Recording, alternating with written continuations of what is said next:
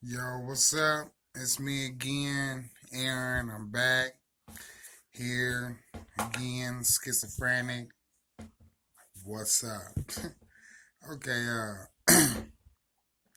before I get started, I just want to say thank y'all for watching my videos and thanks for commenting and thanks for leaving your support and leaving positive messages and stuff like that. That's good and I really appreciate it. So, thank you so much. And just want to say go ahead and subscribe, go like the video, go watch the video, go share my videos. Maybe one of your friends or family might have some problems and want somebody to talk about. So go ahead and share them. Get my face out there so people know they're not alone. That's all I want to do is help. Okay, so basically, I'm gonna do this video about how I cope with all my mental issues, like how I cope with some of my voices, how I cope with the OCD sometimes. I guess I could tell you about how I cope with the PTSD. That's a kind of interesting story. I don't know if I should just tell you guys or wait till you read the book. Okay, well, basically, um, yeah, I guess I'll go ahead and get started. But like I said, go subscribe, go like it, come holla at me. I'm here.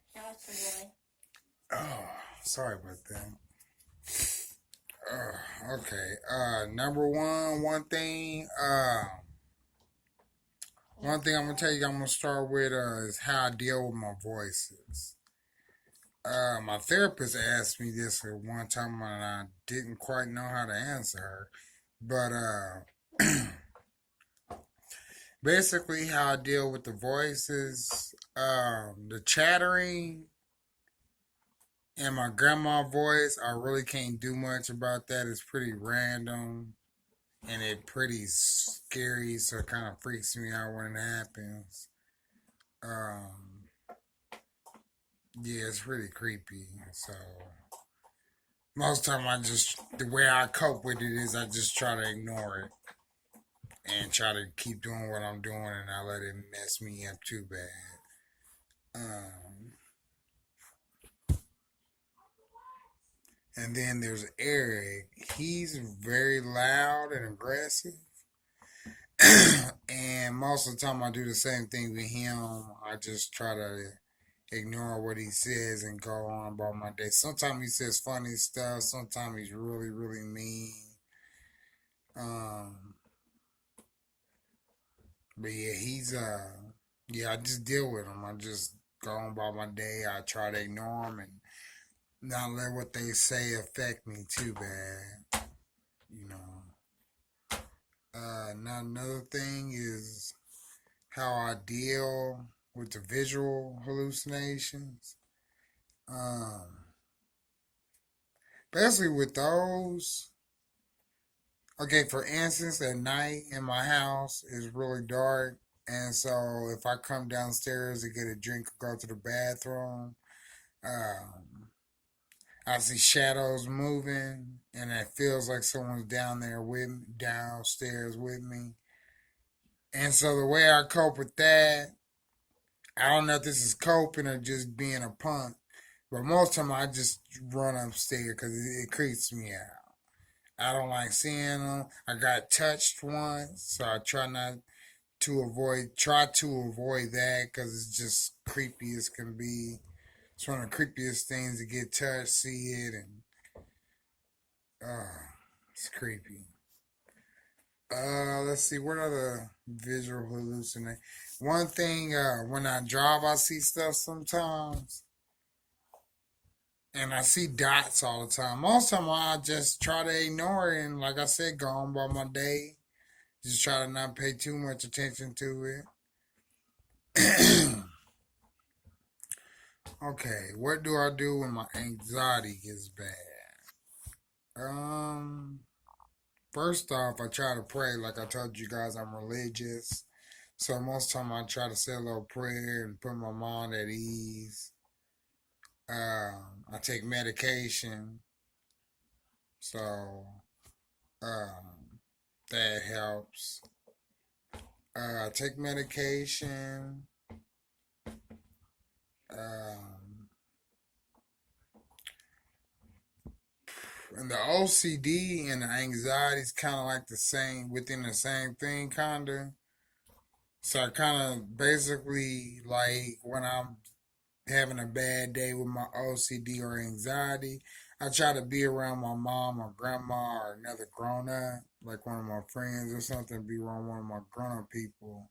Because I love my kids, but you know, you can't talk to your kids about everything and tell them about your problems and stuff. So, yeah, when my people are here, I don't really do it. I really don't think about it. I be too busy talking and doing stuff. So that's one way I cope with the OCD. My therapist, she just recently showed me breathing. I don't know if you have panic attacks and maybe your doctor has taught you like the breathing techniques. They really do work. I thought it was a bunch of crap, but it really did help me. So don't knock it unless you try it. Yeah. Let's see. Okay, no, like I said at the beginning of the video, how I dealt with the PTSD. Like I said, you guys, I got a hit put out on me, so I got shot at a few times. So at first, what I did to deal with it was I would just stay up all night and ready to go. And then after a while, that was too much for me. So I just moved out of town for a couple of years. So I lived in Olathe and Shawnee Mission and stuff like that. Um, yeah, so that's how I dealt with the PTSD. Uh, and then talking to my therapist and my caseworker, they help a lot. I want to give a shout out real quick to Jenny, my case manager. You're the shiznit. I love you. You always keep me talking. You always make me feel better. You're a good lady. Hope you're having a good day if you're watching this. Um, yeah, you're the best. But yeah, talking to her and talking to my therapist, they both really help. Um, so if you don't, have a caseworker or a doctor, find someone to talk to. Find a friend, get you a BFF, a bestie, texting buddy, something. You know, so you always feel better when you talk it out and talk to somebody. Okay. Um, when I'm mad and my voices get violent, um, I try to write music or listen to music. Try to listen to calming music like R&B and stuff like that. And then, like I said, I write music. I write raps and I write slow songs. So I write music to try to, release some of that. Um, but back when I would get suicidal, I would call the suicide hotline. I called them a few times and they calmed me down. I don't remember the girl's name, but she did a really good job of talking me down and calming me down. And then there's a crisis line at my doctor's office. They're really good and they have a crisis clinic. And you just go in and they work with you right then and there and try to figure something out for you. They're good. I love my doctor's office. They never mess up on my medicine and all that stuff. So I like my doctor's office. um, and I'm gonna say this. This is pretty much the last thing. It's not a healthy coping mechanism, but it's my way of coping with stuff. Like I said, if y'all saw my first video, y'all know what I'm about to say, and that's my cutting. I cut and it it calms. I mean, I wouldn't say it makes you feel good, but it really does calm me down. It's just something about it that calms me down. Like for instance, one time I was not on medicine. I was up for days, and then I finally cut, and then I was fine. I fell asleep. I was cool. You know, I woke up pretty calm and stuff like that. But that's not a good way to cut people. I'm not telling you to go out there and start cutting. But it's something I deal with. You know, like I said, I've only went about 4 months without doing it. It's kind of hard not to do it. I still have all my tools to do it. So, you guys don't do it. It's not helping. So, yeah, I'm going to go ahead and wrap this video up, y'all. Like I said, go like my videos, go subscribe, go share my videos. Um, yeah, go do all that. So I want y'all to know that you are not alone. Somebody out there that will be there for you. You will find somebody. Do not give up. Never kill yourself. Always stay focused. Always stay strong.